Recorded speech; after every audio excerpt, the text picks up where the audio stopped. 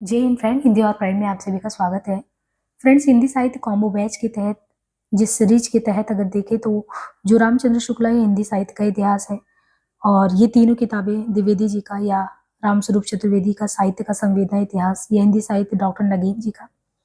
इसमें आपको जो ऐप पे इस समय सीरीज चल रहा है, इस सीरीज के तहत हिंदी साहित्य का आदिकाल का क्लास प्रथम व्याख्यान अपडेट हो गया है। हिंदी साहित्य के दूसरे इतिहास में भी आदिकाल खत्म कर दिए हैं और भक्ति काल के तहत ये उसका दूसरा क्लास है, यानी 7वां या 8वां क्लास वहाँ पे इसका चल रहा है। और आपको आधुनिक इतिहास पहले ये पढ़ा रखा था और शुक्ल के इतिहास के कुछ पक्ष जो है जितने भी हमने पढ़ाए थे और उसमें अपडेट कर दिया गया है क्लास। इसका मतलब ये है कि जो विद्यार्थी मुझे कॉल करके पूछ रहे हैं कि कौन से क्लासेज आपके यहाँ चल रहे हैं, तो 2 क्लास चल रहा है। एक 299 में आप देख रहे हैं तो यूजीसी नेट के यूनिट 10 के जो है पूरी रचनाएं हैं उनको करा रहे हैं। दूसरा ये बैच जो है कंटिन्यू अभी चल रहा है और ये 2000 का है क्योंकि इसमें 6-7 किताबें हैं तो 2000 इसका प्राइस है। यहाँ पे देखिए ये बच्चन जी का जो सीरीज है, इसमें सीरीज के तहत देखें तो एक चीज़ ये भी है कि आप ये देखेंगे कि आगे आपके यूपी में जितने भी पेपर होने वाले हैं सब एक तरीके से देखें तो वो अब ऑब्जेक्टिव बेस्ड नहीं है, सब्जेक्टिव बेस्ड है। तो इसके पहले भी जो हमारा पढ़ाने का तरीका है तो ज़्यादातर आप देखेंगे कि हमने ऑप्शनल के विद्यार्थियों को ही, हिंदी साहित्य के ऑप्शनल के विद्यार्थियों को पढ़ाया है। ये मेरे कुछ सेल्फ रिटन हैंड नोट है और मॉडल आंसर भी बिल्कुल आप देख रहे हैं कि बिल्कुल मैंने ही लिखा। और ये मुझे प्लस पॉइंट ये भी रहा कि ये चीज़ आप देखेंगे कि एचपीएससी में भी जो असिस्टेंट प्रोफेसर का पेपर हुआ था जिसमें लिखित पेपर हुआ था, तो मैंने जो क्लियर किया तो उसमें बड़ा रोल रहा होगा क्योंकि लिखित पेपर की तैयारी अगर आप पहले से करते हैं तो ही आप कोई अच्छा परफॉर्म कर पाते हैं। जब आप खुद एग्जाम में बैठते हैं तो वो चीज़ें हमें वहाँ देखने को मिला। तो ये इस तरीके से आपको, ये जिन विद्यार्थियों का एलटी ग्रेड का होगा, जीआईसी जीडीसी का, तो आंसर राइटिंग किसी भी चीज़ पे आप देखेंगे तो बिल्कुल ऐसे ही किया जाता है। अब जैसे आंसर राइटिंग में मान लीजिए यही था कि भक्ति का अर्थ, उत्पत्ति के स्रोत पर संक्षिप्त टिप्पणी लिखिए, तो किस तरीके से आपको ये इस तरीके से लिखना हम बताते थे कि मोनियर विलियम्स के अनुसार भक्ति का क्या अर्थ है और ये किस तरीके से हाईलाइट करना, किस तरह अपने आप के आंसर को प्रेजेंट करना है, या मान लो सिद्ध साहित्य को बताना, नाथ को बताना, तो कैसे आप चार्ट फ्लो के तहत बता सकते हैं। तो एक आंसर राइटिंग की जो प्रैक्टिस है ना किताबों के समझ के साथ, वो बिल्कुल आपको अभी से करना है। हालांकि अभी ऑप्शनल का कोई बैच नहीं चला रहे हैं, हम इन फ्यूचर देखेंगे। और हाँ, तो यहाँ पे हम लोग कर रहे हैं आधुनिक हिंदी साहित्य के इतिहास के तहत भक्ति आंदोलन की बात कर रहे हैं। अब भक्ति आंदोलन में हमने जो पिछला क्लास कराया है उसमें क्लास में आप देखेंगे तो कितने नोट्स के की पॉइंट्स निकल के आते हैं, एक बार पहले उसको हम रिवीजन कर लेते हैं। और ये क्लास डेमो के तौर पे यूट्यूब पे इसलिए डाला जा रहा है बीच बीच में क्लासेस, ताकि आपको ये अपडेट मिलता रहे कि क्लास अब चल रहा है। ये 8वां क्लास है, मैंने पहला डाला था, ये सेकंड आपका डेमो क्लास जाएगा।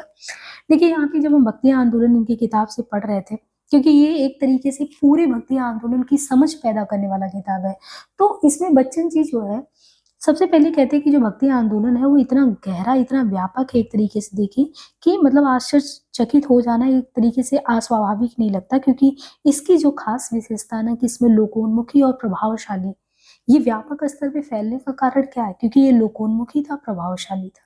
अब इसके प्रसार के संबंध में बताते हैं कि कैसे आप देखें भक्ति आंदोलन, तो ये आप भक्ति आंदोलन का मान लीजिए चार्ट, तो उन्होंने भक्ति आंदोलन में बताया कि अगर आप भक्ति आंदोलन की बात करें तो भक्ति आंदोलन का प्रसार कहाँ से कहाँ तक मिलता है। तो ये कहते हैं कि भक्ति आंदोलन का प्रसार आप देखो यहाँ कश्मीर से लेके, इन्होंने मेंशन किया है कि आप कश्मीर से लेके अगर बात करोगे भक्ति आंदोलन का, तो कश्मीर से मान के चलो कि कन्याकुमारी तक, यहाँ तक इसका प्रसार हुआ। इसी तरीके से कहते हैं कि अगर आप यहाँ पे देखो गुजरात से लेके, तो गुजरात से लेके इसका प्रसार कहाँ हुआ, असम तक। यानी जो कश्मीर से कन्याकुमारी, गुजरात से असम तक जो प्रसार हुआ, तो इसको बच्चन जी ने कहा ये पहला भारतीय नवजागरण था जो इतना मतलब कि पैन इंडिया फैला है। और उसका समय भी बताया कि आप देखो कहीं पे 6वीं 7वीं में, कहीं 12वीं 13वीं सदी में, कहीं 15वीं सदी में। और इसकी एक खास विशेषता है कि जब आप पूरे इंडिया को इस तरीके से देख रहे हो तो ये कहते हैं कि ये पूरे इंडिया को एक तरीके से इसमें जातीय संगठन की शुरुआत कर देता है। तो कहीं 6वीं सदी में, कहीं 12वीं 13वीं में, कहीं 15वीं सदी में फैलता है। और इस तरीके से जब इस प्रसार होता है तो इसमें आप देखेंगे कि सबसे पहले कहते हैं कि अलवार भक्तों के माध्यम से तमिल जाति बनता है, फिर कन्नड़ जाति 13वीं सदी में आता है, फिर 15वीं में बंगाली, गुजराती, हिंदी जाति आता है। लेकिन इन सब में सबसे बड़ी बात है ना, सबसे बड़ी बात है कि हिंदी प्रदेश में अगर किसी की बात करें तो कबीर पहले ऐसे व्यक्ति होते हैं जिन्होंने संस्कृत को कूप जल और भाखा बहता नीर कहा है। संस्कृत को उन्होंने कूपजल कहा है और भाखा को क्या कहा है? भाखा को उन्होंने कहा कि एक बहते नीर के समान है। तो ये कहने वाले कवि थे। तुलसीदास ने भी जोखिम उठा के संस्कृत को छोड़कर उन्होंने किस लैंग्वेज में लिखने की कोशिश की? अवधी में, क्योंकि भक्ति आंदोलन एक तरीके से ऐसा था जिसको पैन इंडिया लोगों को जोड़ना था। तो उन्होंने भी क्या हुआ कि जब जन भाषा में जब तक नहीं बातें मतलब जनता तक पहुंचाएंगे तो जो चीजें हम सच में करना चाहते हैं वो कैसे हो पाएगा? संस्कृत में तो ऐसा नहीं है कि पूरी जनता शिक्षित ही है। इसके बाद आप यहाँ पे देखेंगे इन्होंने कहा कि कैसे फिर बौद्ध और जैन संप्रदाय का जब पतन हो चुका था, फिर वहाँ पे ब्राह्मण धर्म ने अपने वर्चस्व को कायम करने के लिए वो सामने आते हैं। फिर ये बताते हैं कि जो तमिल थे, इन तमिलों की भक्ति आंदोलन ब्राह्मण धर्म की प्रभुसत्ता के विरुद्ध खड़ा हुआ। यानी तमिल में अगर कहें, एक ये भी अभी हम पढ़ेंगे ना कि द्राविड़ में जो है आपका भक्ति आंदोलन, फिर उत्तर में रामानंद लेके आते हैं। तो तमिलों की कहते हैं भक्ति आंदोलन जो है वो ब्राह्मण धर्म की प्रभुसत्ता जो थी इनके विरुद्ध खड़ा हुआ था। क्यों ऐसा हुआ था? क्योंकि कह रहे थे जब बौद्ध और जैन संप्रदाय थे उनका जब पतन हुआ तो ब्राह्मण धर्म जब आता है तो इसने भी क्या किया है, इसने भी एक तरीके से लोगों का शोषण करना शुरू कर दिया। अब अलवारों में छोटे छोटे व्यवसायी थे तो तमिलों का भक्ति आंदोलन इनके विरुद्ध इसलिए खड़ा होता क्योंकि इनको जाति पाति के विरोध में लड़ना था। तो भक्ति आंदोलन में इसीलिए तो शुक्ल जी ये कहते हैं कि पौरुष से हताश जनमानस था।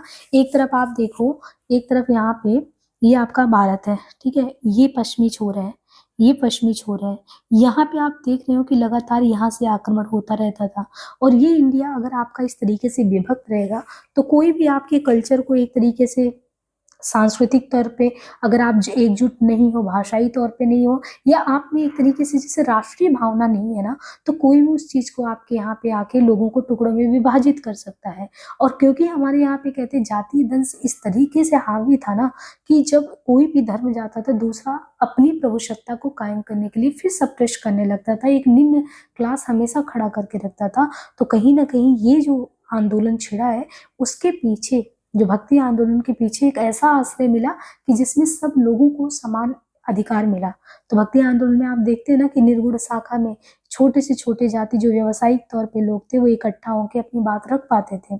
इसलिए आप देखेंगे भक्ति आंदोलन में अलग अलग जाति के लोग रहे हैं, निम्न से निम्न जाति अगर जिनको आप कहते हैं वो भी रहे हैं, लेकिन वो अपने व्यवसाय करते हुए भक्ति आंदोलन में अपना भाग देते हैं।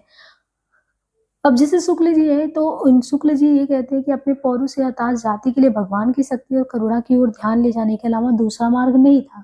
इन्होंने तो भक्ति आंदोलन के बारे में सीधे ये कह दिया कि जैसे ग्रियर्सन ने कहा कि ईसाइयत की देन है, यानी औपनिवेशिक दृष्टि से ही भक्ति आंदोलन जो है यहाँ पे फैला है।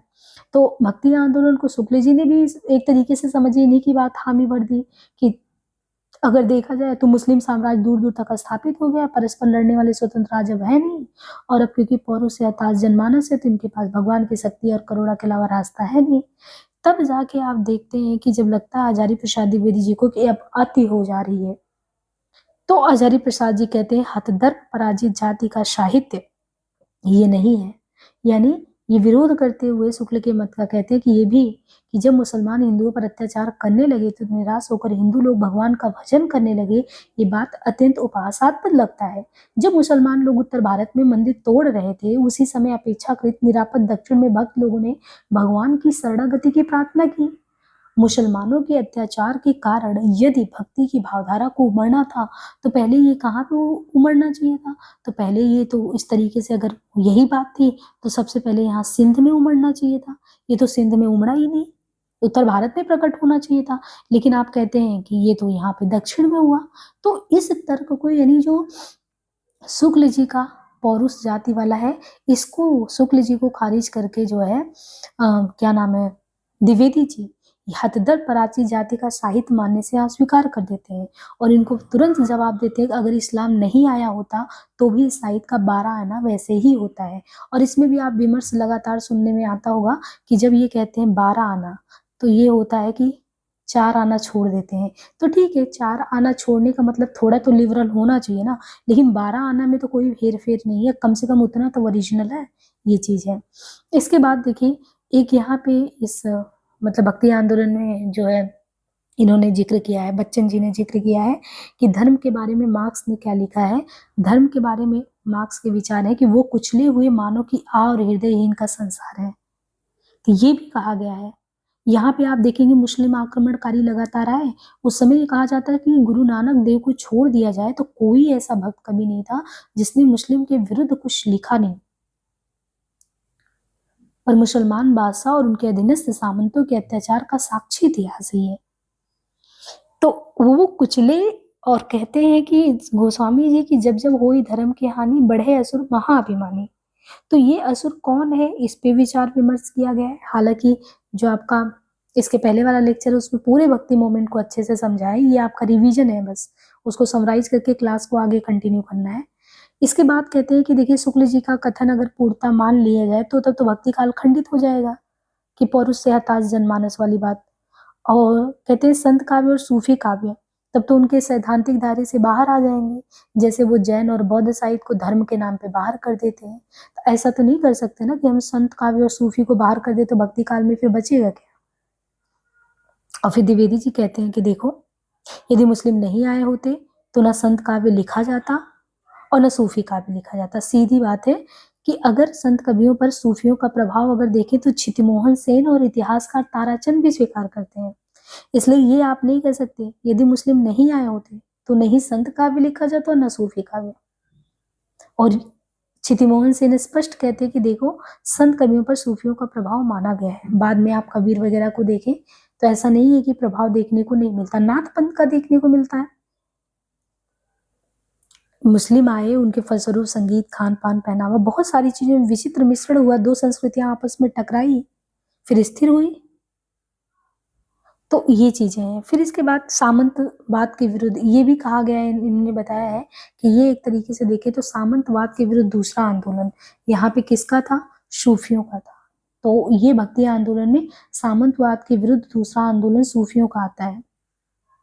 और फिर आप देखते हैं कैसे फारसी में रहस्यवाद का जो है प्रवेश होता है। हालांकि एक चीज अच्छी बात है कि जब सूफी काव्य पढ़ेंगे तो सूफी काव्य बहुत लिबरल है, बहुत उदारवादी है। और भक्ति काल में भी आप देखेंगे सूफी को हाथों हाथ क्यों लोगों ने लिया। सूफी दर्शन पढ़ेंगे तो वो चीजें पढ़े, क्योंकि सूफी क्या है, सभी धर्मों में मूलभूत तात्विक एकता का पक्षधर है, वो कभी तोड़ने की बात नहीं करता। इसलिए तो आप देखेंगे दारा शिकोह अपने समय में कितने ज्यादा लिबरल थे, इस्लाम शाह कितने लिबरल थे। वो हिंदू मुस्लिम के बीच भाईचारा स्थापित करते। तो जो हिंदू मुस्लिम के बीच भाईचारा स्थापित करता उसको ये लोग क्या करते हैं, उसको आपने देखा कि कितने बुरे तरीके से वो उनको या तो किसी तरीके से मार दिया जाता या उनको चुप करा दिया जाता। खुसरो यहाँ तक कहते हैं, लोग मुझसे ये पूछते हैं कि भारत के लिए मेरे मन में श्रद्धा क्यों है, अपने नूर सिफा में कहते हैं। तो कहते हैं भारत मेरी जन्मभूमि है और मेरा देश है। पैगंबर ने कहा भी है कि अपने देश से प्रेम करना मजहब का एक अंग है और मैं वही कर रहा हूँ। फिर इसके बाद जो है इन्होंने इसमें ये भी बताया कि जो सगुड़ काव्य धारा या राम काव्य धारा, तो जब सगुड़ की बात कर रहे हैं तो सगुड़ काव्य धारा में दोनों है, यानी एक तरफ कृष्ण काव्य धारा है, एक तरफ राम काव्य धारा है। तो इसमें इन्होंने बताया कि कृष्ण काव्य या राम काव्य में पहले कौन सा आया है और कौन ज्यादा व्यापक में फैला है। तो कालक्रम की दृष्टि से कहते हैं कि पहले कृष्ण काव्य आता है और राम काव्य की अपेक्षा कृष्ण काव्य का क्षेत्र विस्तार भी व्यापक है। और इतना ही नहीं, कृष्ण भक्ति आंदोलन जो हम यहाँ पे देख रहे हैं, कह रहे हैं कि इससे पहले भी आप देखेंगे तो ये गुजरात में प्लस बंगाल में यहाँ से भी पहले ही प्रसारित हो चुका था। लेकिन मूल क्या था, मूल तो वही मथुरा वृंदावन यही रहा था। बल्लभाचार्य के अनुसार उन्होंने म्लेच्छाक्रांत देश में अपनी अस्मिता और सुरक्षा के लिए कौन सी स्थापना की थी, पुष्टि मार्ग। तो ये सब तो हम लोग विस्तार से पढ़ेंगे ही। फिर बंगाल में कहते हैं जदयू 12वीं सदी के गीत गोविंद में आंदोलन देख सकते हैं। चंडीदास का जो गीत है उसमें भी सूर के पहले के जो है देखेंगे कि कृष्ण भक्ति विद्यमान है। गुजरात में नरसिंह मेहता को ले लीजिए। यूपी के पूर्वांचल में कह रहे थे इतना प्रसार नहीं हो पाया। कृष्ण भक्ति काव्य में सबसे बड़ी बात यह है कि निर्गुण मठ जो है उसका डटकर विरोध किया गया है और सूरदास ने प्रसंगात देखे तो इसका विरोध किया है, पर नंददास ने तो इसके विरोध में ग्रंथ ही लिख डाला है निर्गुण के। जब तुलसीदास निर्गुण सगुण का भेद बताते हैं कि क्या अंतर है, तो वो कहते हैं कि देखो सगुण को इन इन कारणों से आपको अपनाना चाहिए, क्योंकि कृष्ण भक्ति में आपको सिर्फ लीला दिखता है इसलिए। और लीला के बाद सबसे बड़ी बात है ना कि ये इतना लिबरल हो जाता है कि इसमें कोई जात पात का, अच्छा एक पक्ष अगर आप देखो कि तुलसीदास राम भक्ति में इन्हीं का बोलबाला है और ये वर्णाश्रम की हिमायती हैं, इसमें कोई डाउट नहीं है, वर्णाश्रम की हिमायती हैं, लेकिन जाति पाति का कोई बंधन ही ना रहे, वो चीज आप देखेंगे कृष्ण भक्ति में। इसलिए कृष्ण भक्ति में सम्मिलित जो लोग हैं उन्हें ये नहीं सोचना पड़ता हम किस जाति के हैं। राम भक्ति आंदोलन का केंद्र बताया कि बनारस था, रामानंद उसके प्रवर्तक थे। तुलसीदास ने इसे जिस बिंदु तक पहुंचा दिया उससे आगे की राह ही नहीं बचती, ऐसा बच्चन जी तुलसीदास के बारे में कहते हैं कि फिर कहीं कोई रास्ता नहीं बचता। तो ये कुछ हमने भक्ति आंदोलन के बारे में, बाकी और विस्तार से हमने पिछले क्लास में कराया हुआ है, ठीक है। और यहाँ पे आप देखेंगे तो भक्ति आंदोलन, ये अपना भक्ति आंदोलन 1375 से 1700 में मध्यकालीन जो हमारे संत हैं, जैसे आप यहाँ पे देखो 15-16 सेंचुरी में गुरु नानक देव है ना, ननकाना साहेब, लाल देव यानी लालेश्वरी श्रीनगर 14 सेंचुरी, रामानंद, तुलसीदास, कबीरदास, बल्लभाचार्य, तो ये सभी हो गए। यहाँ पे पुष्टि मार्ग, अष्टछाप, रामानंद 14 सेंचुरी, तुलसीदास, कबीरदास, शंकर देव, मीराबाई राजस्थान, मीराबाई, दादू दयाल 17 सेंचुरी, तुकाराम, संत तुकाराम हो गए, है ना। और इनके अलावा जो है कल्याणी बसवन्ना करके ये जो है माधवाचार्य 13 सेंचुरी। तो ये हम जो है दक्षिण भारत में इन्हें देखते हैं। चैतन्य महाप्रभु बंगाल, नाथपंथी एकनाथ जनेश्वर, और इनके अलावा आदिशंकर 18 सेंचुरी, रामानुजाचार्य। तो यहाँ पे आप देखेंगे अभी तो जितने भी संत हैं जब हम विस्तार से पढ़ेंगे तो आप समझ पाएंगे कि इस तरीके से भक्ति आंदोलन जो है, अगर कभी क्वेश्चन भक्ति आंदोलन का, तो एक मैप के थ्रू आप प्रेजेंट कर सकते हैं कि भक्ति आंदोलन किस स्तर पे पूरे भारत में फैला था। तो हम लोग जो है अब जो है अपने मेन उस पे पॉइंट पे आते हैं। तो यहाँ पे देखिए हिंदी साहित्य का दूसरे इतिहास में जो हम भक्ति काल देखने वाले, तो भक्ति काल में ये 1400 से 1650, पिछले क्लास में हमने ये पूरा टॉपिक लगभग हमारा हिंदी भाषा जाति और साहित्य, अभ्रंश काव्य हिंदी की रचनाएं, श्रृंगार और वीर दर्पूर, यानी ये अभ्रंश काल पूरा कंप्लीट हो गया था। और फिर भक्ति काल में 1400 से 1650 में हमने भक्ति आंदोलन पिछले क्लास में देख लिया था, अभी रिवीजन भी कर लिया। अब जो है निर्गुण काव्य धारा में इन्होंने पहले संत फिर सूफी काव्य पे बात की है, तो हम आगे देखते हैं कि संत और सूफी काव्य के संबंध में क्या कहते हैं। देखिए भक्ति आंदोलन और यहाँ से था, और पिछले क्लास में हमने बहुत विस्तार से इसको समझाया है कि किस तरीके से कैसे प्रसार हुआ भक्ति आंदोलन के बारे में। ये क्लास में जो जो लोग भी एडमिशन ले रहे हैं वो अपना जो भी है, मतलब जब भी एडमिशन ले, तो जैसे मैंने यूजीसी नेट पेड बैच का जो यूनिट 10 वालों विद्यार्थियों का उनका एक ग्रुप बना दिया, तो संडे टू संडे हम थोड़ा सा एक डेढ़ घंटा टाइम देते हैं उनकी एक एक रचना पे डिस्कस करने का। तो इसमें भी ठीक ठाक लोग हो जाएं, तो फिर ये जो हम चैप्टराइजेशन पढ़ा रहे हैं, तो आप जैसे जैसे आप खत्म करते जाएं तो एक दिन विचार विमर्श का चर्चा का 1-2 घंटे करेंगे, ताकि ये लगे कि आपको चीजें समझ आ रही है कि नहीं। जैसे इसमें क्योंकि आदिकाल भी चल रहा है सीरीज में, ये भी चल रहा है, तो क्या आप इंटरलिंक कर पा रहे हो, बातें समझ पा रहे हो? क्योंकि एक बार आप सुन भी लोगे ना तो भी कुछ नहीं होगा, जब तक आप उसका चिंतन मनन क्वेश्चन फॉर्म में आप किताबों का तुलनात्मक ये नहीं सोचेंगे कि अच्छा अभ्रंश काल यहाँ पे पढ़ा और आदिकाल तो हम द्विवेदी जी का भी विशेष तौर पर प्रथम व्याख्यान खत्म किए, दोनों में क्या सिमिलैरिटी है, कोई भी चीज आप पढ़िए तब आप ये समझ पाएंगे इस किताब में ये भिन्न था, उसमें ये था, और इतना दिमाग आपका चलना चाहिए। अब यहाँ से जैसे इन्होंने निर्गुण काव्य धारा शुरू किया, तो निर्गुण काव्य धारा ऐसा तो है नहीं सिर्फ आप यहीं पढ़ेंगे, निर्गुण काव्य धारा के बारे में शुक्ल जी ने भी बात की है, रामस्वरूप जी ने भी बात की है, इनके अलावा नगेंद्र ने भी, उनमें तो विषय विशेषज्ञों में से कोई लिखा होगा। तो क्या चीजें किनमें अलग है, ये पढ़ने का फायदा है इस सीरीज को। अब देखिए निर्गुण काव्य धारा में इन्होंने कहा संत और सूफी काव्य के बारे में, कहते हैं कि कालक्रम की दृष्टि से अगर देखा जाए तो कालक्रम की दृष्टि से निर्गुण काव्य धारा से ही भक्ति काल का शुरू माना जाता है। इसके प्रवर्तक हैं कबीर। निर्गुण काव्य धारा के तहत जो है कबीर दास और जायस ही दोनों की गणना की जाती है, पर कुछ लोग कबीर आदि को निर्गुण धारा में नहीं मानते क्योंकि उन्हें स्वयं अपने को निर्गुण सगुण से ऊपर कहा है। कुछ तर्कवागीश ऐसे भी हैं जो सूफी कवियों को भक्त मानने को तैयार ही नहीं है। क्योंकि इस तरह के संदेह नए हैं, इसलिए इनका समाधान जरूरी है। तो सबसे पहले बच्चन जी हमारे सामने क्या क्वेश्चन रेज करते हैं कि भाई अगर हम हर एक चीज को कालक्रम की दृष्टि से देखें, तो उस दृष्टि से देखेंगे तो जो निर्गुण काव्य धारा है, ये मान के चलेंगे कि भक्ति काल जो शुरू होता है तो ये निर्गुण काव्य धारा से ही शुरू होता है। अगर ये निर्गुण से शुरू होता है तो इसके प्रवर्तक में कबीर हो जाते हैं। और जो कबीर हैं तो कबीर तो है मान लो संत काव्य धारा में, लेकिन कबीर के अलावा जो उसमें निर्गुण में ही जो प्रेम काव्य की शाखा चल पड़ती है, उसके तो प्रेमाश्रयी शाखा के जायसी हो गए, ये दोनों लोग हो गए। पर कुछ लोग ये कहते हैं कि जो कबीर जी हैं ये निर्गुण धारा में नहीं आते। क्यों नहीं आते भाई? क्योंकि वो खुद यानी ये अपने ऊपर नहीं ले रहे हैं, ये कह रहे हैं कबीर ने खुद ऐसा कहा है अपने को कि वो निर्गुण सगुण से ऊपर है। जो भाई वो ना निर्गुण सगुण इन सबसे ऊपर हैं, तो हम निर्गुण में उन्हें क्यों गिने? और कहते हैं कुछ लोग ऐसे भी जो सूफी कवियों को भक्त मानने को तैयार ही नहीं है। तो अब ये दो चीजें हो गई हैं। अब देखिए आपकी बात को कोई कैसे इंटरप्रिटेट करता है ये आप यहाँ दे सकते हैं। जैसे अगर कबीर ने कहा कि भाई मैं निर्गुण और सगुण इनके चक्करों में नहीं पड़ता, मैं इन सबसे ऊपर उठ चुका हूँ, तो समझने वालों ने क्या समझ लिया कि इनको इस धारा में ही नहीं रखा जाएगा, संत महात्मा के उसमें रखा ही नहीं जाएगा। और रही बात जायसी की बात करें तो ये जो सूफी दर्शन है कहीं ना कहीं मान लेंगे इस्लाम से प्रभावित है, और जो इस्लाम से प्रभावित है तो कहेंगे इस्लाम को हम भक्ति काल में क्यों छोड़े। भाई ये सब चीजें दिमाग में लोगों के आ सकती है और आपके भी दिमाग में आना चाहिए। अब कह रहे हैं समाधान तो जरूरी है। अब ऐसे में निर्गुण का प्रयोग, अब देखिए निर्गुण का प्रयोग कह रहे हैं उपनिषद काल में ही दिखाई पड़ने लगा।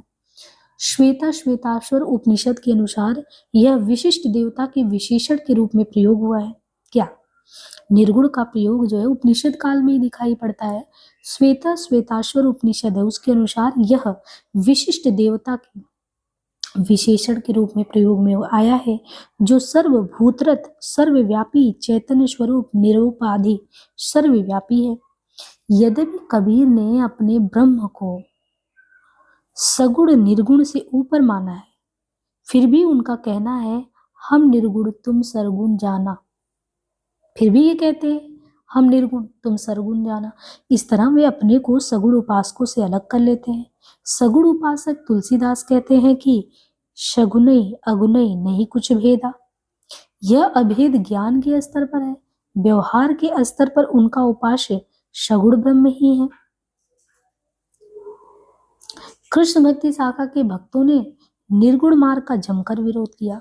क्या क्या बातें निकल के आ रही हैं? पहले तो ये क्लियर हुआ कि जब हम पढ़ेंगे तो जब आप पढ़ेंगे निर्गुण काव्य धारा, तो ये जो निर्गुण काव्य धारा है ये दो में बढ़ जाता है।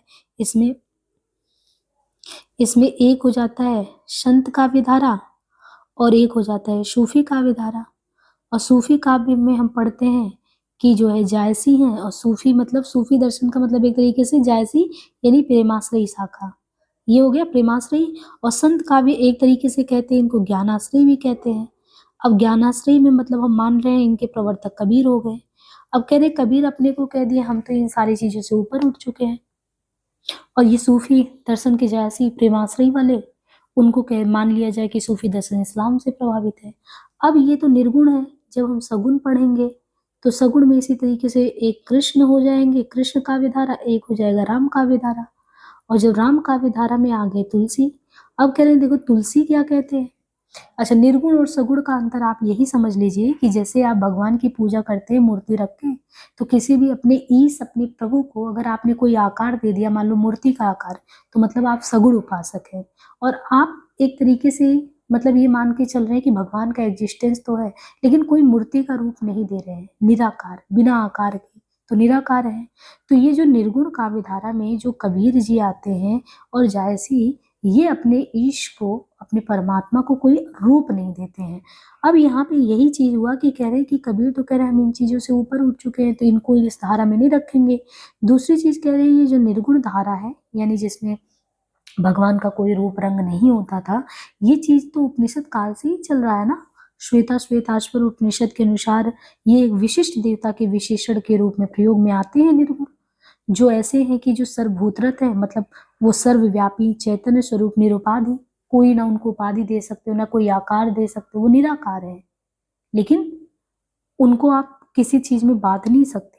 तो जो कबीर हैं उन्होंने भी तो अपने ब्रह्म को सगुण निर्गुण से ऊपर माना कि आप उनको कोई आकार नहीं दे सकते, चैतन्य स्वरूप सर्वव्यापी यूनिवर्सल है।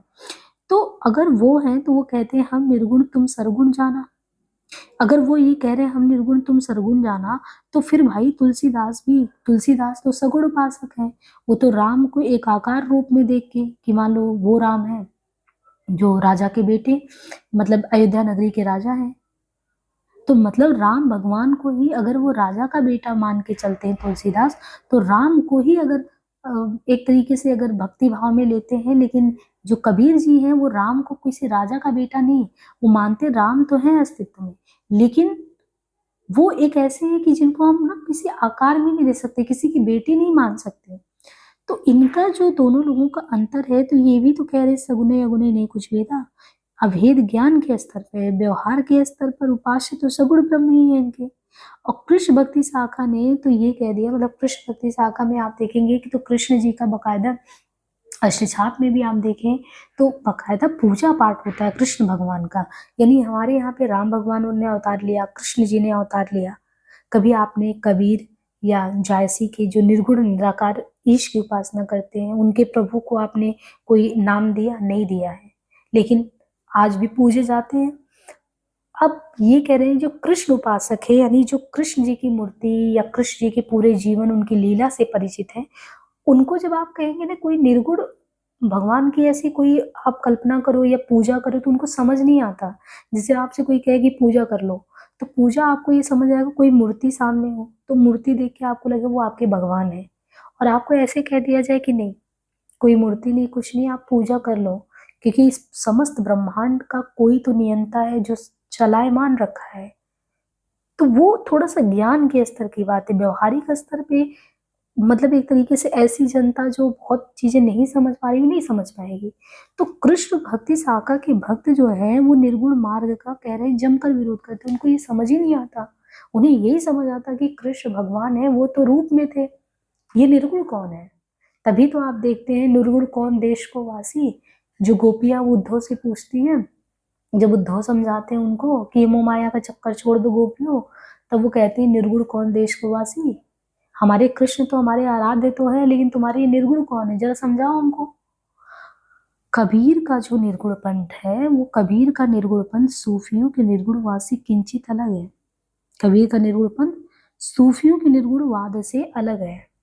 कबीर के जो ब्रह्म है वो न वेद वर्णित ईश्वर है, न कुरान वर्णित खुदा है। यानी जिनका वर्णन वेदों में ईश्वर के रूप में होता, कुरान में खुदा के रूप में होता है, कबीर के ब्रह्म न वेद वाले हैं न कुरान वाले हैं। वो इनसे भी अलग है, इनसे भी न्यारे हैं। वो निर्गुण की लीकबद्धता से अलग है। निर्गुण संबंधी सारी जो शास्त्रोक्त शब्दावलियां हैं, ग्रहण करते हुए भी वो शास्त्र से इतर है, उनको किताबों में नहीं ढूंढ सकते आप। यदि उनका निर्गुण शास्त्रों निर्गुण ही होता तो उससे निम्न वर्ग का काम कैसे चलता। सूफियों के निर्गुणवाद में कुरान का खुदा मौजूद है, पर ब्रह्म या खुदा के प्रति प्रपत्ति या मोहब्बत के कारण दोनों ही भक्त हैं। भक्ति का मूल तत्व राग होता है जो दोनों में है। अब यहाँ पे देखिए, क्या पता आपको निर्गुण और सगुण, निर्गुण में ही कबीर और जायसी के संबंध में बहुत बारीकी से यहाँ पे इन्होंने बच्चन जी ने ये बताया है कि जो सूफी के निर्गुण है, और जो क्योंकि दोनों ही निर्गुण काव्य धारा में आते हैं, संत काव्य भी सूफी काव्य भी, यानी कबीर भी जायसी भी। लेकिन कबीर जो है उनका कोई खुदा जो है वो कुरान वाले वर्णित तो जो कुरान में वर्णन में खुदा है वो कबीर वाले नहीं है। कबीर के खुदा को तो आप शास्त्रों में कोई स्थान उस तरीके से लिख के नहीं दे सकते।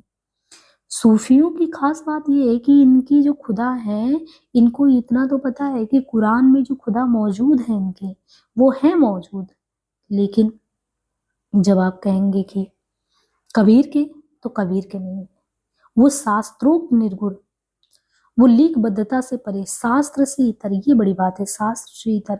लेकिन दोनों लोगों में खास क्या बात है कि ब्रह्म या खुदा के प्रति जो प्रपत्ति या मोहब्बत होना चाहिए, जो प्रेम होना चाहिए ना, जो तड़प होनी चाहिए भक्त के अंदर, तो वो आप देखेंगे कि जो मूल तत्व राग है वो जायसी में भी है, वो कबीर में भी है।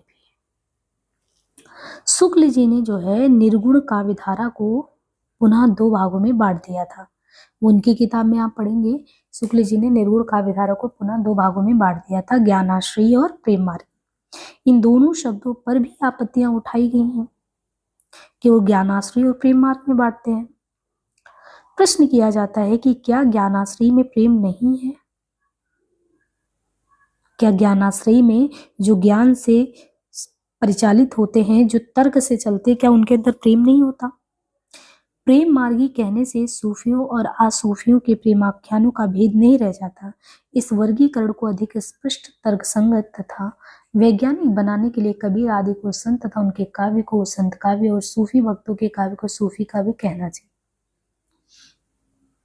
कह रहे हैं कि अगर आप देखें कि दोनों लोगों में मूल तत्व जो राग है वो तो दोनों लोगों में है, प्रेम या मोहब्बत तो दोनों लोगों में है। हाँ, बस एक ही चीज है ना, शास्त्र से इतर और शास्त्र में बस इतना ही तो अंतर है। लेकिन उसके आगे आप एक लोग को कह रहे हैं तो शुक्ल जी निर्गुण काव्य धारा को दो भाग में बांटते हैं कि ज्ञानाश्रय और प्रेम मार्गी। तो आपत्ति ये उठाई जाती है, प्रश्न ये होता कि क्या ज्ञानाश्रय वाले यानी जो कबीर हैं, क्या कबीर में अपने खुदा के प्रति प्रेम नहीं है, अपने राम के प्रति प्रेम नहीं है? ये प्रेम मार्गी कहने से सूफी और असूफी के प्रेमाख्यानों का भेद नहीं रह जाता? इस वर्गीकरण को ज्यादा स्पष्ट, तर्कसंगत तथा वैज्ञानिक बनाने के लिए कबीर आदि को संत कहा जाता है तथा उनके काव्य को संत काव्य और सूफी को, उनके भक्त को सूफी काव्य। संत शब्द पर मतभेद की गुंजाइश है। संत किसे कहें? सोचने वाली बात है, आप संत किसे कहते हैं? कबीर और उनके अनुसरणकर्ता, उनके फॉलोअर, उनको ही संत क्यों कहा जाए? और कोई संत नहीं हो सकता? तो रामविलास शर्मा तुलसीदास के सगुनई अगुनई नहीं कुछ भेदा को पूरी तरह मानते हैं, इसलिए सगुण मार्गी भी संत हैं। यानी जो सगुण मार्गी यानी तुलसीदास, ये भी तो संत हैं और निर्गुण मार्गी भी संत हैं। वे इस बात को भी नहीं स्वीकार करते कि निर्गुण ईश्वर की उपासना अधिक प्रगतिशील है और सगुण वाले जो करते हो कम प्रगतिशील तरीका है। सभी संतों की प्रगतिशीलता का वजन बराबर है। वर्णाश्रम धर्म के समर्थक तुलसी उतने ही प्रगतिशील हैं जितने वर्णाश्रम के खिलाफ उसके धर्म भंजक कबीर। तो ये कभी भी डाउट नहीं करना है कि संत सिर्फ कबीर और उनके फॉलोअर को कहा जाए या संत सिर्फ उसे कहा जाए जो ज्ञानाश्रयी शाखा से संबंधित है। रामविलास शर्मा कहते हैं कि तुलसीदास सगुनई अगुनई नहीं कुछ भी नहीं, सगुन अगुन में कुछ नहीं भेद है, वो मानते हैं। तो रामविलास शर्मा भी उस चीज को समर्थन देते हैं और कहते हैं कि चाहे सगुण मार्ग का हो व्यक्ति, चाहे निर्गुण मार्ग का, संत की प्रकृति का जिस तरीके से जीवन अगर जी रहा है, संत के संबंध में संत और मुनि में क्या अंतर है, इसको पढ़ने के लिए जो हमने यूजीसी नेट 14 जो आपका रचनाएं हैं, तो उसमें संस्कृति की 4 अध्याय, उसमें जो चैप्टराइजेशन किया गया है, तो उसमें मैंने आपको संत और मुनि में अंतर बताया, किसको संत कहेंगे किसको मुनि।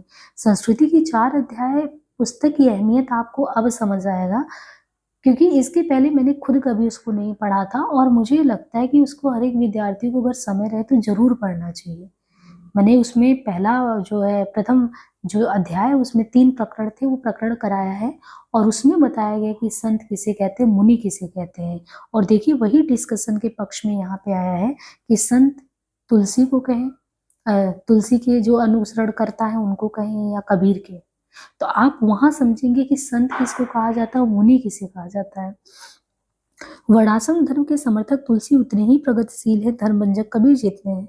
14वीं शताब्दी ईस्वी में कहते हैं महाराष्ट्र के वारकरी संप्रदाय के भक्तों के लिए, देखिए जो 14वीं सदी में महाराष्ट्र के जो है ये वारकरी संप्रदाय के जो भक्त हैं, इन भक्तों के लिए कहते हैं संत शब्द का प्रयोग किया जाता था।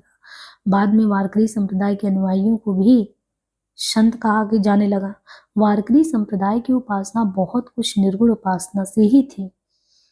तो यहाँ पे कबीरदास ने बार बार संतों को संबोधित किया है। लगता है उनका समाज संत समाज कहा जाता रहा होगा, अन्यथा संतों को बार बार संबोधित करने का कोई तुक ही नहीं बनता। तुलसीदास ने भी संत शब्द का प्रयोग किया है, पर तुलसी और कबीर के अर्थों में गुणात्मक अंतर है। तुलसी संतत्व को विशेष प्रकार का स्वभाव मानते हैं। कबहुक संत स्वभाव कहोगे, पर कबीर आस्था और विश्वास की प्रणाली। तुलसीदास कबीर को संत मानने को तैयार नहीं। यहाँ पे ये समझना है, कहते कि 14वीं सदी ईस्वी में महाराष्ट्र के जो वारकरी संप्रदाय उनके भक्तों के लिए संत शब्द का प्रयोग किया गया। वारकरी संप्रदाय के बाद में वारकरी संप्रदाय के अनुयायियों को भी जो थे उनको भी संत कहा गया। वारकरी संप्रदाय की उपासना बहुत कुछ कैसी थी, निर्गुण उपासना थी। तो कबीरदास जो है बार बार उनको क्या कहते थे कि संत। तो लगता है कह रहे कि उनका समाज भी यही रहा होगा, वरना बार बार संत क्यों कहते हैं। और जो तुलसीदास है इन्होंने भी संत शब्द का प्रयोग किया है, लेकिन अंतर है, गुणात्मक अंतर। तुलसी जो संतत्व को विशेष प्रकार का स्वभाव मानते हैं कि संतत्व एक विशेष स्वभाव होता है, बिहेवियर होता है जो आपके चरित्र में होता है। कबहु क संत स्वभाव गहोगे। पर जो कबीर है ये आस्था विश्वास की प्रणाली। तुलसीदास कबीर को संत मानने को तैयार नहीं थे। तुलसीदास कबीर को संत नहीं मान रहे हैं।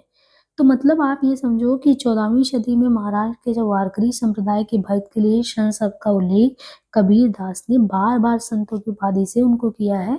और इनकी उपासना कहते हैं कि ये निर्गुण उपासना थी, तो उपासना बहुत कुछ वैसी थी तो उनको कहते थे। लेकिन इतना ही नहीं, तुलसीदास भी कहते थे संत बार बार। लेकिन तुलसीदास जो है वो संत किसको कहते हैं, वो मानते हैं कि संतत्व तो एक विशेष प्रकार का आपके स्वभावगत गुण होता है जो आपके व्यक्तित्व में एक तरीके से कहते हैं ना कि समाहित हो जाता है, वो परिलक्षित होता है। तो कबहु को संत स्वभाव कहोगे। लेकिन सबसे बड़ी बात है कबीर आस्था और विश्वास की प्रणाली है। पर तुलसीदास तो कबीर को संत मानने को तैयार नहीं है। क्यों नहीं मानने को तैयार है? झूठे हैं, झूठे हैं, झूठो। देखिए, झूठो है, झूठो है, झूठो सदा। जग संत कहत जे अंत लहा है। जानेपन को गुमान बड़ो, तुलसी के विचार गवार महा है। जानेपन को गुमान का संकेत कबीर की ही तरफ है। लोक में भी समानता संतदास उन्हीं को कहा जाता है जो निम्न वर्ग के साधु हैं। अतः कबीर आदि को संत कहना अधिक संगत प्रतीत होता है। सूफी तो सूफी है ही। तो तुलसीदास कबीर को संत मानने को तैयार है या नहीं है ये बात तो अलग है, लेकिन ये कहा गया है कि कबीर को ये जानेपन को या जानेपन को गुमान को संकेत कबीर की तरफ है। और लोक मत में देखें संतदास किसे कहते हैं, तो कह रहे लोक मत में संतदास उनको कहते हैं जो निम्न वर्ग के साधु हैं।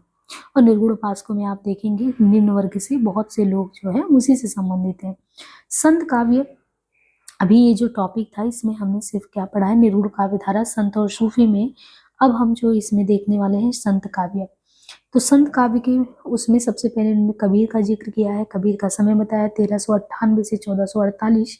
और ये जो समय है कबीर का जो प्रादुर्भाव कहते हैं घटना है। तो कौन कबीर के जन्म को या उनकी उत्पत्ति को जो भी कह सकते हैं घटना मानता है, बच्चन जी मानते हैं। हिंदी भक्ति काव्य का पहला क्रांतिकारी पुरस्कारकर्ता किसने कहा है? बच्चन जी ने कहा। ये सीधे सीधे क्वेश्चन आया हुआ है पहले एग्जाम में। वह भी मुसलमान, किंतु इतिहास में कुछ भी सहसा नहीं होता। कबीर ने जो कुछ किया उसके पीछे एक परंपरा है, इतिहास की एक सामंती मंजिल है, मुल्ला पंडितों का वर्चस्व है। किंतु कबीर के व्यक्तित्व में वह ताकत थी जिससे सामंती व्यवस्था के इन सरमायादारों की मूर्ति तोड़ने में वे एक सीमा तक सफल हुए, लेकिन इसके लिए उन्हें भारी कीमत चुकानी पड़ी। ध्यान ये देना है कि कबीर का प्रादुर्भाव क्या है, एक घटना है। हिंदी भक्त कवियों का अगर देखें तो हिंदी भक्ति काव्य का पहला क्रांतिकारी पुरस्कर्ता किसको कहते हैं? कबीर को कहते हैं। और ये किसने कहा है? बच्चन जी ने कहा, क्रांतिकारी पुरस्कर्ता। कहते हैं कि वो भी मुस्लिम, लेकिन इतिहास में कुछ ऐसे तो होता नहीं है जो किए, कोई परंपरा थी उसके पीछे। और इतिहास की एक ये भी है कि सामंती मंजिल है और मुल्ला पंडितों का वर्चस्व। लेकिन कबीर के व्यक्तित्व में वो ताकत थी जिससे सामंती व्यवस्था के इन सरमाएदारों की मूर्ति तोड़ने में कबीर सफल हुए, लेकिन उसके लिए कबीर को भारी कीमत चुकानी पड़ी है। बौद्ध सिद्ध जाति पात के विरोध और बाहाडंबर की मुखालिफत का रास्ता बना चुके थे। बौद्ध सिद्ध जो थे ये जाति पात के विरोध का, अब बौद्ध सिद्ध नाथ साहित्य का ये ध्यान दे बहुत ज्यादा योगदान मानेंगे कि ये डंके की चोट पे ये जो बाहाडंबर थी, जो सामाजिक कुरीतियां थी, ये सीधे सीधे इन पे प्रहार करते हैं। और चाहे उनमें व्यभिचार हो, कुछ भी और भी चीजें हो, है ना, तो वो चीजें जो है अगर देखें तो वो सारी चीजें तो उनके अंदर कुछ भी हो, लेकिन हमारे लिए क्या फायदेमंद है। तो बौद्ध सिद्ध जाति पाति के विरोध और बाहाडंबर की मुखालिफत का रास्ता बना चुके थे।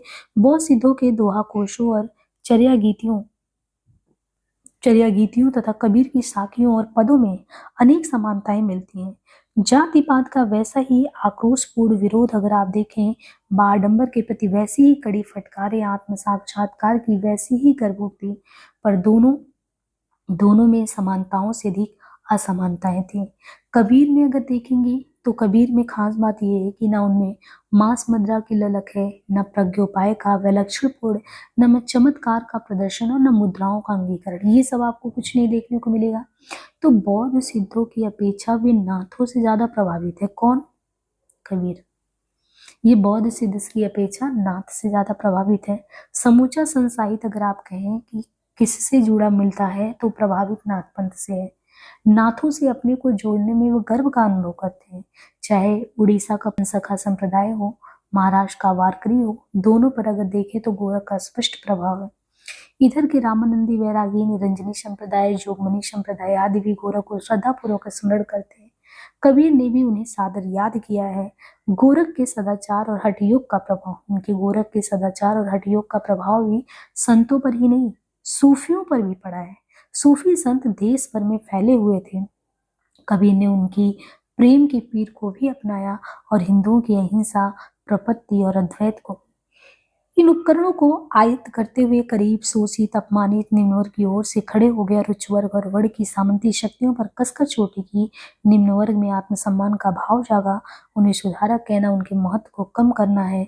वे एक ऐसे धर्म की स्थापना करना चाहते थे जिसमें न कोई हिंदू हो, न मुस्लिम हो, न कोई मौलवी हो, न पुरोहित, न कोई सिख, न ब्राह्मण, सब मनुष्य। वो क्रांतिकारी कदम था, ना कि सुधारवाद। अच्छा, इन पे जब भी कबीर देखिए, कबीर पे क्वेश्चन लिखने को आता है तो सबसे बड़ी बात यही क्वेश्चन में आता है कि कबीर थे क्या? वो क्या एक समाज सुधारक की दृष्टि से, या भक्ति आंदोलन के सूत्रकर्ता की दृष्टि से देखें, या उनको सिर्फ संत काव्यधारा के पुरोधा के तौर पे देखें? आप उनके व्यक्तित्व को किस चीज में बांटना चाहते हैं? तो बच्चन जी जिस तरीके से कह रहे हैं, ये चीज आपको भी दिमाग में रखना कि कबीर को हम किस दृष्टि से देखते हैं। क्या एक निर्गुण धारा के उपासक के तौर पे देखते हैं? तो यहाँ पे अब उनके बारे में ही बताया गया कि कबीर जैसे लोग ना, एक घटना, उनकी उत्पत्ति ये घटना है, उनका जन्म ये घटना है। और क्रांतिकारी पुरस्कार करता क्यों इनको कबीर को बच्चन जी ने कहा है? कभी क्वेश्चन आ जाए कि बच्चन जी ने इनको क्रांतिकारी पुरस्कार करता कहा है और आप इसको आंसर लिखिए क्यों कहा, तो अब इन्होंने बताया है एक ऐसी ताकत जो उस समय की सबसे बड़ी समस्या उस समय थी, सामंती व्यवस्था को टक्कर देना। ये सामंती व्यवस्था को कोई डंके की चोट पे अगर मुंह पे आके चोट कर सकता है, चाहे हिंदू हो, मुस्लिम हो, कोई भी जाति का हो, किसी से कोई मतलब नहीं। तभी तो वो कहते हैं कि सिर को निर्गुण और सगुण से मैं ऊपर उठ चुका हूँ। तो बौद्ध सिद्ध जाति पात के विरोध, अब देखिए इन्होंने कहा कि मान लो बौद्ध सिद्ध नाथ ये सब आए तो एक काम तो ये कर दिए थे, उन्होंने विरोध किया बाड़म्बरों का, ये सब तो ठीक है। बौद्ध सिद्धों के तो दोहा, कोशचर्या, गीत ये मिलते हैं, कबीर की साखियां मिलती हैं, पद मिलते हैं, तो दोनों में बहुत समानता है। तो मतलब, लेकिन जो जाति पात का वैसा ही आक्रोशपूर्ण विरोध और बाड़म्बर के प्रति वैसी ही कड़ी फटकारे, आत्म साक्षात्कार की वैसी ही गर्भवती, दोनों में, पर दोनों में समानताओं से ज्यादा असमानताएं हैं। देखो ये सब चीजें तो मिल रही हैं, लेकिन अगर आप बौद्ध सिद्धों से इनको अलग भी तो करो। कबीर में ना मांस मुद्रा की ललक है, ना वो चमत्कार दिखाना, ना मुद्रा का अंगीकरण, जो कि आप उनमें देखेंगे उनमें है, इनमें तो नहीं है। तो जब ये कहा जाता है कि बौद्ध सिद्धों की अपेक्षा अगर देखें तो प्रभावित किससे? नाथ से ज्यादा है। समूचा संत साहित्य अगर देखें तो प्रभावित किससे? नाथ से ज्यादा है। नाथों से अपने को जोड़ने में वो गर्व का अनुभव करते हैं। और कैसे? चाहे वो उनको जोड़ना हो उड़ीसा के पंसका संप्रदाय हो या महाराष्ट्र का वारकरी हो, जिनको संत बार बार कहते हैं, दोनों पर अगर आप देखें तो गोरख का प्रभाव है। इधर के रामानंदी, वैरागी, निरंजनी संप्रदाय, जोगमनी संप्रदाय आदि भी गोरख को श्रद्धापूर्वक याद करते हैं। बौद्ध से नहीं कह रहे हैं जोड़ने को, कबीर भी उन्हें याद करते हैं। गोरख के जो सदाचार है, हठ योग का प्रभाव है, संतों पर ही नहीं कहते हैं, संतों पर ही तो छोड़ो, तो सूफियों पर भी पड़ा है। सूफी संत देश भर में फैले। कबीर ने उनकी प्रेम की पीर को भी अपनाया, सूफी संत। और हिंदुओं से क्या लिया? हिंदू की जो अहिंसा वाला भाव है, प्रकृति और अद्वैत का भाव, इन उपकरणों को लिया और आयत्त करते हुए वे क्या किए? किसके साथ खड़े हुए? वो उच्च वर्ग की सामंती शक्तियों पर कसकर चोटें किए। एक तरफ उन्होंने गरीब, शोषित, अपमानित, इनकी तरफ वो खड़े हो गए और दूसरी तरफ फटकार किसको लगाया? सामंती शक्तियों पर कसकर चोटी की। निम्न वर्ग में आत्मसम्मान का भाव जागा, क्योंकि उनकी तरफ से वो खड़े होके तर्क से बात कर रहे हैं। तो अगर वो निम्न वर्ग में आत्मसम्मान का भाव जगाएं तो उन्हें सुधारक कहना उनके महत्व को कम करना ना, कि वो एक तरीके से सिर्फ समाज सुधार है। समाज सुधारक मतलब कि समाज की कुरीतियों को दूर करने वाला। ये तो एक पूरे जनमानस के अंदर, जिनके अंदर उपेक्षा यानी हीन भावना थी, उनकी हीन भावना से उनको बाहर किया, तो उनको सिर्फ आप सुधारक कहोगे? उन्होंने समाज सुधारा है। वे एक ऐसे धर्म की स्थापना करना चाहते थे। उनके धर्म की स्थापना की बात सोचिए कि एक व्यक्ति जिसे किसी हिंदू, ना मुस्लिम, मौलवी, पुरोहित, शेख, ब्राह्मण, किसी से कोई लेना देना नहीं, वो सिर्फ कहता है कि सब मनुष्य है। तो ये तो क्रांतिकारी कदम हुआ ना, प्रगतिशील अप्रोच हुआ। ये सिर्फ सुधारवाद कहाँ हुआ? सुधारवाद तो कोई मतलब प्रथा चल रही हो उसको खत्म कर दो तो एक नया सुधार आया। ये तो एक समन्वय की भावना, विराट समन्वय की भावना। पर खेद है कि सारी खोजों के बावजूद, यहाँ पे खेद प्रकट कर रहे हैं बच्चन जी कि खेद है कि सारी खोजों के बावजूद न उनके जन्म स्थान और मृत्यु स्थान का ठीक ठाक पता लगा पाए, न जन्म तिथि और मृत्यु तिथि।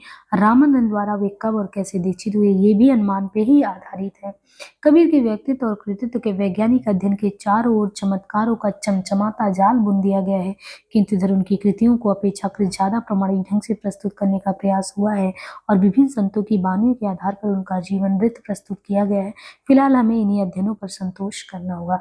तो बच्चन जी साफ ये कहते हैं कि भाई कुछ मिला नहीं प्रमाणिक, न जन्म स्थान का पता चला, न मृत्यु तिथि का पता चला। यहाँ तक कि रामानंद ही उनके गुरु हैं, वो भी एक तरीके से सब कुछ देखा जाए तो अनुमान पे आश्रित है। तो जितना ये अध्ययन हुआ उतने पे संतोष कर लो।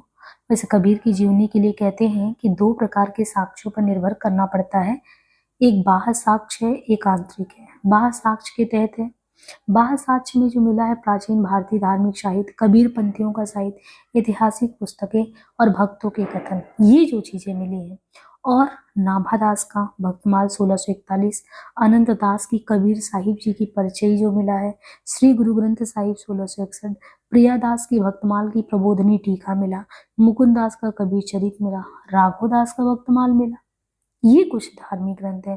तो जब भी कबीर की जीवनी की बात की जाए तो दो प्रकार के साक्ष्य में, बाह्य और आंतरिक में, जब हम कहते हैं कि बाह्य साक्ष्य तो प्राचीन भारतीय धार्मिक साहित्य, कबीरपंथी का साहित्य, ऐतिहासिक पुस्तकों, भक्तों के ग्रंथ, नाभादास का भक्तमाल है, आनंद दास की कबीर साहित्य जी की परिचय, गुरु ग्रंथ साहिब, प्रियादास का भक्तमाल, इनका कबीर चरित और राघुदास का भक्तमाल। कबीरपंथियों के दो ग्रंथ, कबीरपंथियों के दो ग्रंथ निर्भय ज्ञान और आशा सागर, इनसे भी कबीर की जीवनी पर प्रकाश पड़ता है। ऐतिहासिक ग्रंथों में आईने अकबरी है, दाविस्तान मजाहिब है, इनमें भी कबीर का उल्लेख मिलता है। तो अन्य में ये बताया गया दो ग्रंथों में निर्भय ज्ञान और आशा सागर, आईने अकबरी, दाविस्तान मजाहिब। संत भक्तों ने भी कबीर को आदर पूर्वक स्मरण किया है। संत भक्तों ने भी, इनमें धन्ना है, पीपा है, रैदास है, कमाल है, व्यास है। तो संत भक्तों में धन्ना, पीपा, रैदास, कमाल, व्यास आदि, लेकिन सभी पुस्तकों से कबीर की महिमा, उनका व्यक्तित्व, जाति, व्यवसाय अक्षरपन प्रकाश में आता है।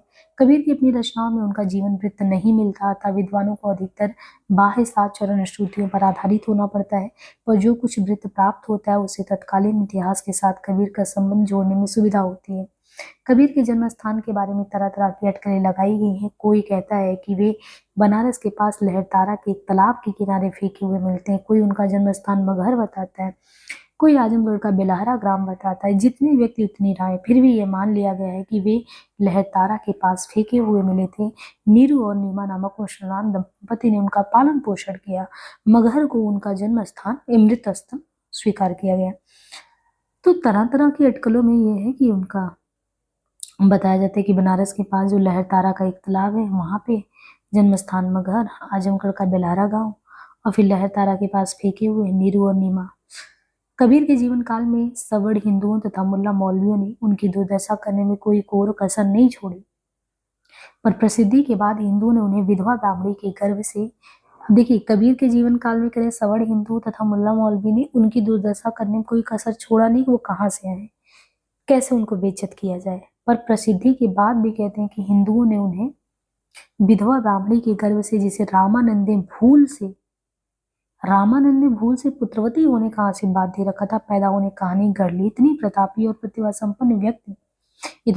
प्रतिभा संपन्न व्यक्ति मुस्लिम कैसे हो सकता था? मुसलमानों ने उन्हें मुसलमान कुल में पैदा होने की बात सिद्ध की। लगता है कबीर और ईसा मसीह के जन्म की कहानी एक ही तरह की हो गई। जो व्यक्ति हिंदू मुसलमानों को धर्मनिरपेक्ष मानवीय क्षमता का पाठ पढ़ाता रहा, उसी के शव को लेकर हिंदू मुसलमान झगड़ पड़ते हैं। ना हिंदू ना मुसलमान की घोषणा करने वाले कबीर के शव को हिंदू और मुसलमान बना दिया गया। मजहबी झगड़ा मुर्दा को लेकर ही होता है। तो यहाँ पे कह रहे हैं कि यही ईसा मसीह के साथ हुआ, कबीर के साथ भी हुआ। कुछ लोग तो कहते हैं कि रामानंद ने पुत्रवती होने का दे दिया था, तो कोई ब्राह्मणी के गर्भ से ये हुए थे इस तरीके से। और सही बात है, विशेष बात ये है कि कह रहे हैं कि हिंदू मुसलमान को धर्मनिरपेक्ष मानवीय क्षमता का पाठ पढ़ाने वाले जो क्रांतिकारी लोग रहे, कबीर और ईसा मसीह, जो कभी भी जीवन में किसी भी गुटबाजी के शिकार नहीं होना चाहते थे। ना उनको हिंदू से मतलब, ना मुस्लिम से मतलब, उनको समूची मानवता से मतलब, उनको मजहबी झगड़े में। और मजहबी झगड़ा करें किसको लेके होता? मुर्दा को लेके, क्योंकि उनके जीते जी तो किसी की हिम्मत नहीं होती। गनीमत ये हुई कि किसी चतुर व्यक्ति ने उनके शव के स्थान फूल रख दिए। सौ नहीं तो फूल का बंटवारा हो, आधे फूल जलाए और आधे दफनाए गए। जिस आडंबर पर कबीर आजीवन प्रहार करते रहे, वे जड़ संस्कार उमड़ पड़े। ये विडंबना तब तक बनी रहेगी जब तक ब्राह्मणवाद और मुल्लावाद जीवित। उन्होंने कहा ये मुल्लावाद और ब्राह्मणवाद ना, जब तक ये वाद, ये विचारधारा, ये चीजें रहेंगी, तब तक ये चीजें झगड़ा बना रहेगा। ना हिंदू ना मुसलमान। कबीर ने डंके की चोट पर कहा, तू बामन में काशी का जुलाहा। कितना चुनौती भरा स्वर है ना। आप ब्राह्मण हैं, उच्च वर्ग के मुकुटमणि, मैं तो जुलाहा हूँ, निम्न जाति में कमी। यहीं पर वर्ग संघर्ष का स्वर मुखर होता है। जिस मार्क्सवाद की फिलॉसफी में हम वर्ग संघर्ष की बात करते हैं, क्लास स्ट्रगल के लिए हम लोग मार्क्सवाद की थियरी पढ़ते हैं, वहां पे कितने पहले हमारे हिंदी साहित्य में न हिंदू ना मुसलमान, तू ब्राह्मण में काशी का जुलाहा, आप ब्राह्मण उच्च वर्ग के मुकुटमणि में जुलाहा निम्न जाति में, ये वर्ग संघर्ष का स्वर तो यहाँ पे बहुत पहले आ गया था। जुलाहा कपड़ा बुनने का व्यवसाय करते थे और वर्ण व्यवस्था में बहुत निम्न कोटि में आते थे। पर उनका कहना है, नीच कुल जुलाहरा भैयो गुनी गंभीरा। नीच कुल जुलाहरा भैयो गुनी गंभीरा। जुलाहा नीच कुल का तो है, पर गुनी गंभीरा है। मुझसे उलझना है तो समझ बूझ कर आओ। मैं तुमसे 19 नहीं, कुछ 20 ही हूँ। रैदास, धन्ना, गुरु अमरदास, रजब आदि उन्हें जुलाहा कहते हैं। तो ये सभी लोग उनको क्या कहते हैं? जुलाहा ही कहते हैं। कुछ ब्राह्मणवादी कबीर के इस कथन के आधार पर कि पूरब जन्म हम बामन होते, ओछे कर्म तफीना, रामदेव की सेवा चूका पकड़ी जुलाहा कीना, उन्हें पैदाइशी मुसलमान नहीं मानते। यह पद प्रक्षिप्त है, बीजक में नहीं पाया जाता। यह किसी चतुर ब्राह्मण की करतूत है। हजारी प्रसाद द्विवेदी ने इस संदर्भ में बहुत पते की इस बात की है। कबीरदास अपने को बार बार जुलाहा कहते हैं, पर एक बार भी मुस्लिम तो नहीं कहते। इसके स्थान पर ना हिंदू ना मुसलमाना कहते हैं। वे लिखते हैं कि आध्यात्मिक पक्ष में निसंदेह बहुत ऊंचा भाव है, पर कबीरदास ने कुछ इस ढंग से उभय विशेष बताया कि कभी कभी वे आध्यात्मिक सत्य के अतिरिक्त एक सामाजिक सत्य की ओर इशारा कर रहे हैं। उन दिनों वयनजीवी नाथ मतावलंबी गृहस्थ योगियों की जाति सचमुच न हिंदू न मुसलमान थे। वे आगे चलकर यह निष्कर्ष निकालते हैं कि कबीरदास जिस जुलाहा जाति में पालित हुए थे, वो एकाध पुस्त पहले के योगी जैसे किसी आश्रम भ्रष्ट जाति से मुसलमान हुई थी या भी होने की राह में थी। इससे स्पष्ट है कि उन्हें हिंदू संस्कार नाथ पंथ से ही मिला था। वे सदा धर्म परिवर्तित मुस्लिम जुगी परिवार में पैदा हुए थे। तो यहाँ पे ये कह रहे हैं कि कुछ ब्राह्मणवादी ही जो है, जो कबीर के इस कथन के आधार पर कि पूरब जन्म हम बामन होते, ओछे कर्म तफीना, रामदेव की सेवा चूका पकड़ी जूल्हा कीना, उन्हें पैदाइशी मुस्लिम नहीं मानते।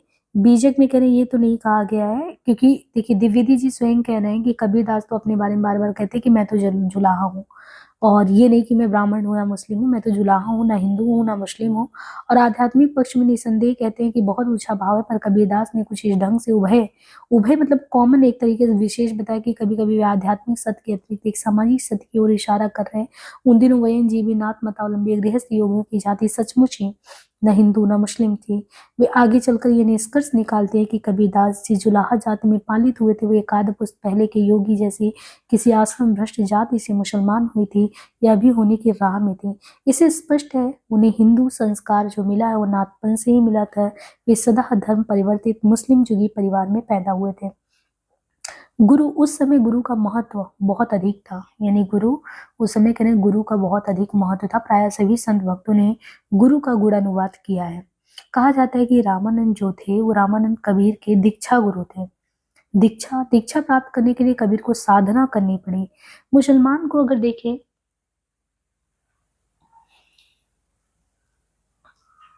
तो कह रहे हैं कि रामानंद कबीर के दीक्षा गुरु थे। दीक्षा प्राप्त करने के लिए कबीर को साधना करनी पड़ी। मुसलमान को दीक्षा देना रामानंद के लिए संभव नहीं रहा होगा, पर कबीर को गुरु मंत्र लेना ही था और वो भी रामानंद से ही। एक रात वे पंचगंगा घाट की एक सीढ़ी पर लेट गए। रामानंद उसी रास्ते से ब्रह्मवेला में गंगा स्नान के लिए जा रहे थे। रामानंद का पैर इन पे पड़ा, उनके मुंह से राम राम निकल पड़ा। कबीर के लिए यही राम नाम गुरु मंत्र हो गया। पर कबीरदास जैसे मौलिक विचारक ने इसे अपने ढंग से अर्थापित कर लिया। दशरथ सुत त्यु लोक बखाना, राम नाम के मरम है आना। गुरु के संबंध में क्या कह रहे हैं कि गुरु का महत्व तो बहुत ज्यादा था उस समय, और क्योंकि रामानंद जो थे वो कबीर के दीक्षा गुरु थे और उनके लिए साधना भी करनी पड़ी। मुस्लिम को दीक्षा देना, वो रामानंद मुस्लिम को दीक्षा तो देते नहीं, लेकिन जब कबीर को उन्हीं से लेना था तो उनको एक तरकीब लगा। वो ब्रह्मवेला में गंगा स्नान घाट पे वहीं पे लेट गए सीढ़ी पे, और वो उसी रास्ते से ब्रह्म स्नान के लिए वो जो जाते, और पैर पड़ा राम राम निकला, और यही उनके लिए गुरु मंत्र हो गया। और पर कबीरदास जैसे मौलिक विचारक ने इसको दशरथ सुत्यु लोक बखाना, राम नाम के मरम है आना, इसे जिस स्तर पे स्थापित किया या उनके ढंग से उसको स्थापित कर लिया। यद्यपि रामानंद का प्रामाणिक जीवन वृत्त मिलता नहीं है कि उनका प्रामाणिक जीवन वृत्त पता चले, पर वे अपने समय के अत्यंत प्रभावशाली सन्यासी थे रामानंद। तो रामानंद का प्रामाणिक जीवन वृत्त वैसे तो नहीं मिलता, लेकिन अपने समय के अत्यंत प्रभावशाली वो सन्यासी थे। संभवतः उनसे दीक्षा लेना गौरवास्पद समझा जाता और रामानंद के गुरु होने की संभावनाएं ज्यादा है। इसका समर्थन कह रहे हैं कि करने वाले व्यास, आनंददास और नाभादास ने भी किया है। रामानंद के शिष्यों में अगर देखें तो पीपा सेन और रैदास की गणना भी होती है। तुलसीदास भी रामानंद के शिष्य परंपरा में आते हैं। कैसे रहे होंगे रामानंद? एक और कबीर उनके शिष्य हैं तो दूसरी ओर उन्हीं की शिष्य परंपरा में गोस्वामी तुलसीदास। एक अति वर्णाश्रम धर्मी तो दूसरा वर्णाश्रम धर्मी। द्विवेदी जी रामानंद को आकाश धर्मा गुरु मानते हैं, जिनके आश्रय में हर शिष्य को अपना व्यक्तित्व निर्मित करने का अधिकार है। स्वयं रामानंद का अपने गुरु राघवानंद से मतभेद हो गया था, क्योंकि रामानंद युगानुरूप जाति प्रथा को ढील दे रहे थे। रामानंद की परंपरा में रहकर भी कबीर ने बहुत कुछ अपने को उनसे अलगा लिया था। तो यहाँ पे भले ही उनको दीक्षा गुरु माने हैं, कुछ भी हो, कहते हैं कि क्योंकि वो बहुत उस समय रामानंद अत्यंत प्रभावशाली सन्यासी थे, तो अगर उनसे उनको दीक्षा मिल रही तो बहुत बड़ी बात है। और उसका समर्थन व्यास, आनंददास इन लोगों ने भी किया है। व्यास, आनंददास और नाभादास, इनके शिष्यों में पीपा सेन, रैदास, इनकी गणना भी होती है। ये इनकी रामानंद की शिष्य परंपरा में आते हैं। और इनके अलावा ये कह रहे हैं कि अगर आप कबीर और इनको देखें तो कबीर उनके शिष्य हैं, तो दूसरी ओर उन्हीं के शिष्य परंपरा में तुलसीदास भी आते हैं। कबीर जो है एक तो भाई अति वर्णाश्रम धर्मी है, बहुत ज्यादा वर्णाश्रम व्यवस्था को मानते हैं। दूसरा वर्णाश्रम धर्मी यानी अति, एक तो उस चीज के नहीं मानने वाले में से, एक मानने वाले में से भी है। द्विवेदी जी क्या कहते हैं कि रामानंद है आकाश धर्मा गुरु, जिनके आश्रय में आकाश धर्मा गुरु मतलब हर एक व्यक्ति अपना व्यक्तित्व निर्मित करना चाहता है।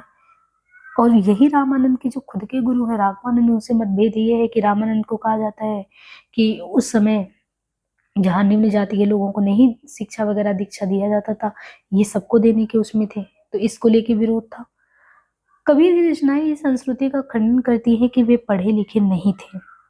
मसी कागज छुओ नहीं, कलम गयो नहीं हाथ का अभिप्राय ये है कि उन्होंने स्वयं अपने हाथ से कुछ नहीं लिखा। ये भी तो बात है। देखिए मसी कागज, मसी कागज छुओ नहीं, कलम गई नहीं हाथ। कह रहे इसका एक अर्थ निकालोगे तो इसका अर्थ ये निकल के आ रहा है कि अपने हाथ से उन्होंने नहीं लिखा ना, वे अपनी संत मंडली में प्रवचन करते रहे होंगे और उसी जगह साखी शब्द भी कहते और गाते रहे होंगे। उनके शिष्यों ने भी कंठस्थ करके लिपिबद्ध कर लिया होगा। उनके ज्ञान को देखकर ये कहना कि वे बहुश्रुत भर थे, बस सुने जाते थे, हल्का लगता है ना। उन्हें हिंदू दर्शन, योग, पुराण आदि के तत्ववाद का अच्छा खासा ज्ञान था। इस्लामी संस्कार तो परिवार से ही मिले थे। काशी के पंडित और मुल्लाओं से भी उनका वाद विवाद होता था। असाधारण प्रतिभा संपन्न तो हुए थे ही। उन्होंने जो कुछ भी छंदोबद्ध किया वो आश्चर्यचकित करने वाला है। विभिन्न लोगों ने कबीर के बहुत से ग्रंथों के नामों का उल्लेख किया है। उनमें कुछ अनुपलब्ध हैं, जो उपलब्ध है वह अप्रामाणिक है। कबीर की बानियां जो है उनका सबसे पुराना नमूना गुरु ग्रंथ साहिब या आदि ग्रंथ में संग्रहित है। ये नमूने सिखों के जो पांचवें गुरु अर्जुन देव उन्होंने कलेक्ट किया था। फिर कबीर के अतिरिक्त अन्य संतों की बानियां भी हैं इसी में। कबीरपंथी संप्रदाय में कबीर की रचनाएं बीजक के नाम से प्रसिद्ध हैं। इनकी हस्तलिखित प्रतियां पूर्वी उत्तर प्रदेश और बिहार में मिलती हैं। संभवतः धनौती मठ का बीजक सबसे पुराना है। बीजक में संग्रहित बानियां मौखिक परंपरा में सुरक्षित रही। इस परंपरा से प्राप्त बानियों में परिवर्तन का आना स्वाभाविक है। तो यहाँ भी क्या कह रहे हैं कि अगर देखें तो कबीर की जो बानियां हैं उनका सबसे पुराना, कबीर की बानियों का सबसे पुराना नमूना गुरु ग्रंथ साहिब या आदि ग्रंथ में है। कबीर की जो बानी है उनका सबसे पुराना नमूना गुरु ग्रंथ साहिब या आदि ग्रंथ में। ये नमूने सिखों के पांचवें गुरु अर्जुन देव द्वारा एकत्र किए गए थे। कबीर के अलावा अन्य संतों की बानियां भी इसमें संग्रहित है। कबीरपंथी संप्रदाय में कबीर की रचनाएं बीजक के नाम से प्रसिद्ध हैं। इनकी हस्तलिखित प्रतियां पूर्वी यूपी और बिहार में मिली हैं। संभवतः धनौती मठ का बीजक सबसे पुराना है।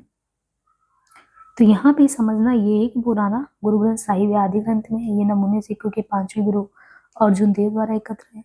कबीरपंथी संप्रदाय में कबीर की रचनाएं बीजक के नाम से प्रसिद्ध है। हस्तलिखित प्रतियां पूर्वी उत्तर प्रदेश और बिहार में मिली है। संभवतः धनौती मत का बीजक सबसे पुराना है और बीजक में संग्रहित जो बानियां हैं वो मौखिक परंपरा में सुरक्षित रही। इस परंपरा से प्राप्त बानियों में परिवर्तन का आना स्वाभाविक है। बीजक में अगर आप देखें तो बीजक में साखी शब्द रमैनी, तो बीजक जो है इसमें साखी शब्दी रमैनी के अलावा कहरा, विप्रम तीसी हिंडोला, वसंत चाचर चौतीसा, बेली बिरहुली ये भी है बीजक में। साखी शब्दी और रमैनी ही कबीर की वास्तविक रचनाएं हैं। हिंडोला, वसंत आदि को किसी चतुर पूर्विया ने जोड़ दिया है। इनकी भाषा भी देखें तो भोजपुरी है, उससे प्रभावित और लय भी भोजपुरी है। संस्कृत के तत्सम शब्दों का प्रयोग इन्हें और भी संदिग्ध बना देता है। उनकी भाषा का अनगढ़पन भी यहाँ नहीं मिलता। अतः कबीर पर विचार करते समय साखी शब्दी और रमैनी को ही प्रमाणिक माना जाना चाहिए। तो रचनाओं में देखें तो बीजक में इनके अलावा कहरा, प्रमिति, हिंडोला, वसंत चाचर चौतीसा ही है। मूल्यांकन ये किया गया है बच्चन जी के द्वारा कि किसी समय की शिष्ट और शिक्षित जनता पर कबीर का प्रभाव पड़ा हो या ना हो। इस पर परस्पर विरोधी राय हो सकती है, किंतु अब ये कहने की जरूरत ही नहीं है कि आज की शिष्ट और शिक्षित जनता पर कबीर का प्रभाव किसी भी अन्य कवि के प्रभाव से अधिक ही पड़ा है। युवा जनता में ऐसे शिष्ट और शिक्षित लोग भी मौजूद हैं जिनका कबीरदास कुछ नहीं बिगाड़ सकते, किंतु बाबा तुलसीदास ऐसा प्रकांड पंडित और श्रेष्ठ कवि उनसे प्रभावित था। बाबा में कबीर के प्रति जो गुस्सा, झल्लाट और खींच पैदा होती रहती थी वो देखने ही लायक थी। साखी शब्दी दोहरा कही, कहिनी उपखान, भगत इन रूपई भगत कली निंदे ही वेद पुराण।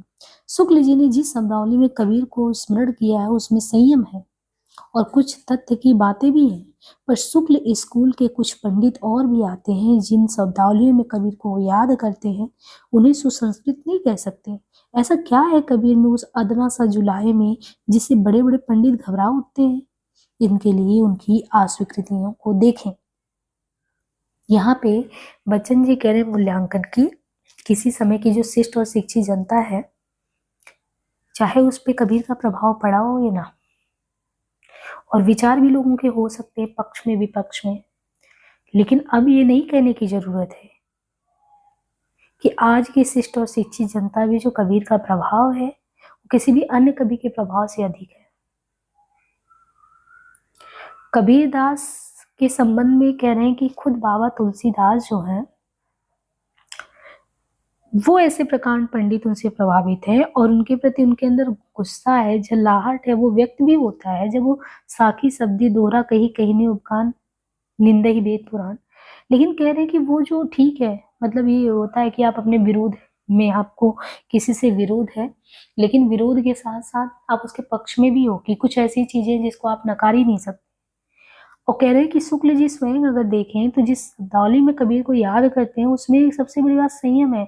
लेकिन इन्हीं शुक्ल जी के अनुसरणकर्ता कह सकते हैं, इन्हीं के स्कूल के कुछ और भी पंडित हैं, कहते हैं वो कैसे याद करते हैं, उनमें वो सुसंस्कृत जो एक संयम भाव होना चाहिए वो तो उनके अंदर है नहीं। तो खुद क्वेश्चन बच्चन जी कहते हैं कि बताओ एक अदना सा जुलाहा क्या चुनौती दे दे रहा है कि इतने प्रकांड पंडित सब पीछे हो जा रहे हैं, कुछ तो यथार्थ होगा। अस्वीकार का साहस, अस्वीकार का साहस, उन्हें कोई भी मत स्वीकार नहीं है जो मनुष्य मनुष्य के भेजू। ये चीज सबसे बड़ी बात है जो अंदर तक किसी को भी तिलमिला सकती है। उनके अंदर स्वीकार का जो साहस, जो मनुष्य मनुष्य के भेज भेज उन्हें कोई भी मत स्वीकार वो नहीं होता है जो मनुष्य मनुष्य के बीच भेद उत्पन्न करता। उन्हें कोई भी अनुष्ठान या साधना मंजूर नहीं होता जो बुद्धि के विरुद्ध। उन्हें कोई भी शास्त्र मान नहीं होता जो आत्मज्ञान को कुंठित करता हो। वेद किताब भ्रम उत्पादक है उनके लिए, ये सब अस्वीकार है। ये अस्वीकार का भाव नहीं होता लोगों में। कहीं पे भी आप विरोध करेंगे और कोई सच बात है उसके लिए विरोध कर रहे हैं। तीर्थ व्रत पूजा नमाज जिसमें पूरा समाज लगा पड़ा है, रोजा गुमराह, ये आग्रह का भाव। पंडित माणे काजी मुल्ला उन धर्मों के ठेकेदार जो धर्म नहीं, तो ये उनके लिए बहुत चुनौती भरा काम था। वे वैष्णव को अपना संगी कहते हैं। किसको कहते हैं कि वैष्णव तो हमारे संगी हैं, किंतु वैष्णव को 14 भुवनों का चौधरी कहकर मजाक भी उड़ा रहे हैं। शाक्तों से उन्हें घृणा है। साकत काली कमरी कामरी हिंदू तुर्क दोनों झूठे हैं। वे अकरदी सकरदी सूफी पर हंसते हैं, हंसते हुए उसे अपना वचन मानने का उपदेश देते हैं। गोरखनाथ तो उनके श्रद्धेय हैं, पर गोरखपंथी उपहास्य चुंडित मुंडित सावकों और श्रमणों के लिए उनके यहाँ जगह नहीं है। तात्पर्य ये वे अपने समय के समस्त मतों को खारिज कर देते। उनसे बड़ा मूर्तिभंजक आइकनोक्लास्ट इतिहास में दूसरा नहीं है। वे दूसरों की ही मूर्तियां नहीं तोड़ते, अपनी मूर्ति भी तोड़ तोड़ कर करते हैं। कहते हैं साखी शब्दी गावत भूले। यदि साखी शब्दी का गाना अपने आप में संस्कार हो गया तो वो भी अन्य उन्हें भी देखे तो अस्वीकार्य है। द्विवेदी जी के शब्दों में यही अस्वीकार का साहस, ये सब में नहीं होता। ये अस्वीकार का साहस आइकनोक्लास्ट एक को अपने संगी कह रहे हैं तो उनके 14 भुवनों का चौधरी बना रहे हैं। साक्तों से घृणा है। हिंदू तुर्क में दोनों झूठे हैं। गोरखनाथ श्रद्धेय तो उनका गोरखपंथी उपहास है। उनकी विचारधारा को किसी जड़ीभूत दार्शनिक सिद्धांतवाद का नाम नहीं दिया जा सकता। कबीर को क्या मालूम कि वे चाहे पोथी ज्ञान को कितना भी अस्वीकार करें, पोथीवादी अपने ज्ञान की गठरी ला देंगे। ये दूसरी बात है कि वे कबीर को कूदी फरंक देखकर उसे अपनी पीठ पर ही रख लेते हैं और पंडिताई का आनंद लेते हैं। कोई उन्हें शांकर अद्वैतवादी कहता है तो कोई नाथपंथी द्वैताद्वैत विलक्षण कहता। कुछ अन्य ज्ञानियों ने तो तीसरी आंख खोली तो देखा कि अरे ये तो शैव गमी ईश्वराद्वैत है। बूढ़ा वंश कबीर का उपजे पूत कमाल। यदि बिना नाम दिए काम नहीं चलता है तो उसे अद्वैत विलक्षण कहा जाए। अद्वैतता में मनुष्य मनुष्य में समानता, अभेद, बाह आडंबरहीन, स्वच्छता, सहृदयता, तो विलक्षणता में अद्भुत राग भाव।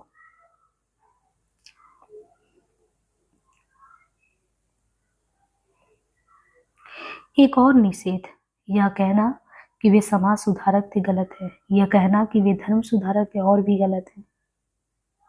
यदि सुधारक थे तो रेडिकल सुधारक, मतलब ये है कि उनको अगर आप कह रहे हो समाज सुधारक तो गलत बात है। ये कहना कि वो धर्म सुधारक थे तो भी, मतलब आप उनको ना धर्म सुधारक को ना समाज सुधारक को। यदि वो सुधारक थे तो रेडिकल सुधारक थे। वे धर्म के माध्यम से समाज में क्रांतिकारी परिवर्तन लाना चाहते थे। वो कोई पंथ खड़ा करने के पक्षपाती नहीं थे, ये हमें पता होना चाहिए। वे ऐसे समाज की स्थापना करना चाहते थे जिसमें ना कोई हिंदू, ना मुस्लिम, ना पूजा, ना नमाज, सिर्फ एक इंसान। सामंती समाज की जो जड़ता थी उनको तोड़ने का जितना काम अकेले कबीर ने किया, उतना निशंत और शगुन मार्गियों ने मिलकर भी नहीं किया। बच्चन जी साफ कह रहे हैं कि सामंती समाज की जो जड़ता है उसको तोड़ने का अकेले अगर कोई काम किया है तो अकेले उतना कबीर ने किया है, उतना अन्य लोग मिलके भी नहीं कर पाए, यहाँ तक सगुण मार्गी भी नहीं कर पाए। उनकी चोटों की मार से जातिवाद के संरक्षक पंडित और मौलवी समान रूप से दुखी, वे सबसे अधिक आधुनिक और सबसे अधिक प्रासंगिक भी है। साहित्य का नक्शा। कबीर ने साहित्य के लिए साहित्य नहीं लिखा। एक होता है साहित्य के लिए साहित्य लिखना, पर कबीर ने साहित्य के लिए साहित्य लिखा है? नहीं, उन्होंने साहित्य के लिए साहित्य नहीं लिखा। मस्तमौला राम को साहित्य से क्या मतलब, पर उनका उच्छल आवेश, मानवीय संवेदना, गहरा जीवन बोध उनके कहन को साहित्य बना देते हैं। वास्तविकता तो ये है कि वे एक लड़ाई लड़ रहे थे, अपने लिए नहीं लड़ रहे थे, दीन जनों के लिए। उनके समय में एक और सामंतगढ़ पंडे मल्ला अपने स्वार्थ के लिए लड़ रहे थे, तो कबीर निम्न वर्ग के लिए। उनके शूर का आदर्श था, सुरा सो पहचानियो, लड़े दीन के हेत, पुरजा पुरजा कटी करे, कबहू न छोड़े खेत। दीन दुखियों के लिए लड़ने वाले व्यक्ति का काव्य काव्य तत्व से रिक्त हो ही नहीं सकता। जब वस्तु और रूप में अंतर नहीं माना जाता, तब वस्तु इतनी स्त्रीणी और इतना अस्त्रीणी कैसे होगा।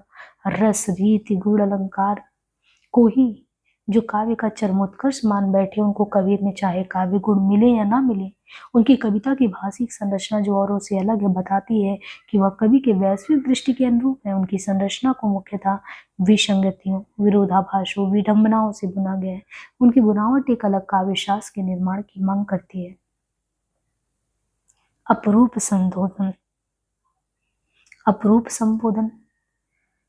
कबीर ने लिखा है, पंक्षी खोज मीन को, मारक कही कबीर दो भारी। अपरूप संबोधन में कबीर ने क्या कि पंक्षी खोज मीन को, मारक कही कबीर दो भारी। आकाश में पक्षी की उड़ान का रास्ता और मछली का जलमार्ग खोजना दुस्तर है। किस रास्ते से पक्षी उड़ गया, मछली का कौन सा रास्ता है। ये कथन जितना उनके कथ्य के लिए सच, उतना काव्य की संरचना के लिए भी। पर वे अपनी संरचना कुछ ऐसे चिन्ह छोड़ गए हैं जिनसे मीन मार्ग का आप पता लगा सकते हैं। हर कवि का अपना संबोध्य होता है। कबीर के शब्द में कुछ विशिष्ट लोगों को, व्यक्तियों को नहीं, वर्गों को संबोधित किया गया है। सूर हो, तुलसी हो, मीरा, इनमें संबोधन की प्रक्रिया अपनाई गई है, पर इन लोगों ने सीधे सीधे राम, कृष्ण, हरि, गोपाल को संबोधित किया है। इससे भक्त कवि भगवान से सीधे संबंधित हो जाते हैं और श्रोता प्रत्यक्ष रूप से हिस्सेदारी करता है। किंतु कबीर तो अपने श्रोताओं को सीधे संबोधित करते हैं। इस तरह वे अपने और श्रोता पाठकों के बीच संवाद की स्थिति पैदा करते हैं। श्रोता या पाठक हाशिए पर न रहकर संवाद में सीधे भागीदार हो जाता है। कहे कबीर, सुनो भाई संतो।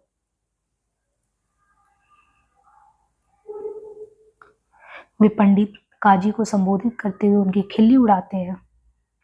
संतों को संबोधित करते हुए अपनी बात कहते हैं। पंडितों मुल्लाओं की लानत मलामत करते हुए कभी थकते नहीं। सवालों की ऐसी बौछार करते कि मुंह ताकते रह जाते हैं। काजी और पंडित उनके व्यंग का मुख्य लक्ष्य है। और बामन कली में बाहम खोटे। वक्तृत्व में देखें तो पश्चिम में उनके काव्य का यही गुण माना गया है। पश्चिम में कहते हैं कि वक्तृत्व का काव्य का गुण माना जाता है और संबोधन स्वयं वक्तृत्व का अंग है। उनके पद किसी न किसी मन से बोले जा रहे हैं। कभी एक सवाल पूछते, कभी सवालों की झड़ी लग जाती है। ये सवालें अपने आप श्रोताओं से ही नहीं, फूल पौधों से भी पूछते। कभी सवाल का जवाब स्वयं दे देते हैं। कभी श्रोताओं की मरम्मत भी करते चलते हैं। कभी खोज कर रह जाते हैं, कभी दाएं बाएं आगे पीछे। तो ये वक्तृत्व कला जो पश्चिम के काव्य का गुण है, वो तो उनके यहाँ पे दिखता है। प्रहार करते हैं सटाक सटाक पे, पूछते हैं जो खुदाए मस्जिद वशतु है और मुलुक कही केरा। इस वक्तृत्व को प्रश्नों से ही नहीं बुनते, बल्कि मौन से भी बुनते हैं। आजकल के आलोचक इसी की भाषा को मौन कहते हैं। प्रश्नों के अंत में जवाब या मौन धारण कर लेते हैं, तो उनके सामने एक निरवधि अवकाश छोड़ देते हैं। चित्रकला का स्पेस। वक्तृत्व की बनावट में चीजों को अगल बगल रखने की पद्धति, जिसे अंग्रेजी में जक्स्टापोजिशन कहते हैं। प्रतीक की बात करें तो 7वीं से लेकर 15वीं सदी तक प्रतीकों का खूब प्रयोग होता रहा। तांत्रिकों के अनुष्ठान में, चक्र, मंत्र, मुद्रा में ये अगर देखें तो तांत्रिकों के अनुष्ठान में चक्र है, मंत्र, मुद्राएं, प्रतीक, मंदिरों में भी इनका उपयोग होता रहा। सराह से लेके एक स्थान पर कहा भी गया है कि बुद्ध का अर्थ प्रतीकों और कर्मों से समझा जा सकता है, ना कि शब्द और पुस्तकों से। अपनी साखियों में भी अगर बात करें तो कबीर ने आत्मानुभव, आत्म साक्षात्कार का वर्णन किया। शब्द में परम तत्व के उस रूप का वर्णन है जो सगुण निर्गुण से ऊपर है। रमैनी में मन रमण करता है। इनके लिए प्रतीकों का प्रयोग आवश्यक था। कहीं कहीं इन प्रतीकों का अत्यंत रसात्मक प्रयोग हुआ है। अंबर कुंजा कुरलिया करजी भरे सप्ताल जिनते गोविंद भी छुटे तिनको कौन हवाल। गोविंद के विरह में भक्त की स्थिति क्रौंच मिथुन की तरह है। शुक्ल जी का अत्यंत प्रिय काव्य उपकरण नाद योजना यहाँ भी उपस्थित है। अपने को राम की बहुरिया कहते हैं। यह प्रतीक संत काव्य में भूरिशा प्रयुक्त है। उन्होंने अपने प्रतीक मुख्यतः 4 स्थानों से लिए हैं: जीवन जगत से, हस्तकला उद्योग से, प्रकृति से, नाथपंथियों से। जीवन जगत के प्रतीकों में एक ओर बुनकर, कलाल, कुम्हार, माली, किसान, तो दूसरी ओर ब्राह्मण, ठाकुर, कायस्थ, मुल्ला, मौलवी। इन विरोधी प्रतीकों के माध्यम से रोचक समाज शास्त्रीय अध्ययन हो सकता है। ताना बाना, सूत, चरखा आदि बुनकरों से जुड़े, चकई, चकवा, मृग, चातक, मोती, शव, ये सब क्या है? जलाशय, संग, पतंग, ये प्रकृति के क्षेत्र। तो उन्होंने जो है प्रतीक मुख्यतः कहाँ कहाँ से लिए हैं? उन्होंने प्रतीक जीवन जगत से लिया, हस्तकला उद्योग से लिया, प्रकृति से, नाथपंथी योगियों से। जीवन जगत में बुनकर, कलाल, माली, किसान, ये सब ले लिया। दूसरी ओर ब्राह्मण, ठाकुर, कायस्थ, मुल्ला, मौलवी विरोधी प्रतीक में। चकवा, चकई, ये सारी चीजें इन्होंने ले लिया, प्रकृति के क्षेत्र से चुन लिया। और हठ योग के सारे प्रतीक नाथ संप्रदाय से। एक ही प्रतीक संदर्भों के बदल जाने से